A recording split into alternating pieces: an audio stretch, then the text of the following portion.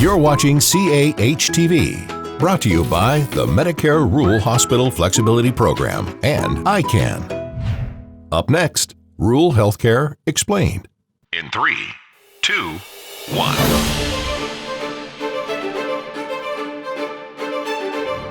There are a lot of differences between a rural community and an urban one, but the need for excellent healthcare, well, that's all the same.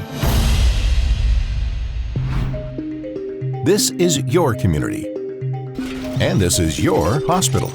It may be small, yet the services offered are huge because they're essential services like surgeries, an emergency room, and 24-hour healthcare. Without you, people may not get access to these services. This rural hospital, your hospital, is vital to the people who live here. Children, seniors, and everyone in between count on it for their well-being. But more than that, you keep your community healthy in many ways. Maybe it's a rural health clinic or long-term care facility, or services like mental health, retail pharmacy, and EMS, or through community outreach. And you're committed. These aren't just patients. They're your friends, your neighbors, your family. But let's face it, healthcare is challenging, and even today, rural hospitals are still at risk of closure, which means patients suffer. Not only are they losing their local healthcare, but they're forced to travel long distances for medical help with new providers. They might give up on their health altogether. Can you even imagine? On second thought, let's not imagine that. It's too awful. Instead, let's find out what makes your rural hospital so special. But first, a very quick history lesson. In 1997, Congress established the Critical Access Hospital Program as part of the Balanced Budget Act, which allowed small rural hospitals to become critical access hospitals and offered grants to states to help implement initiatives to strengthen the rural healthcare infrastructure. Being a CAH is a designation given to eligible rural hospitals by the Centers for Medicare and Medicaid Services. Whew, there's a lot to unpack there. Let's take it slow. What is a critical access hospital, or CAH? A CAH is a hospital in a small rural community that must not close. It's too important, too essential. That's you, your hospital. And you're not alone. There are more than 1,350 critical access hospitals across the United States.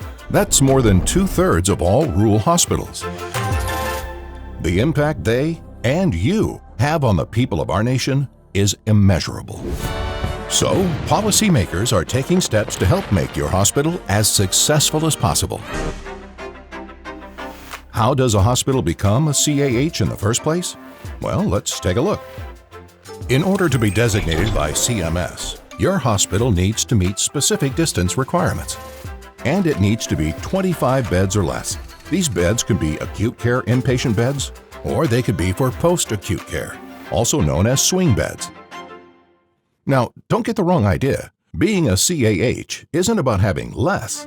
It's about having exactly what you need to serve your community and the people who count on you. By being a CAH, your hospital receives cost-based reimbursement from Medicare. That's huge. It means getting paid at a rate that covers the cost of the service you're providing.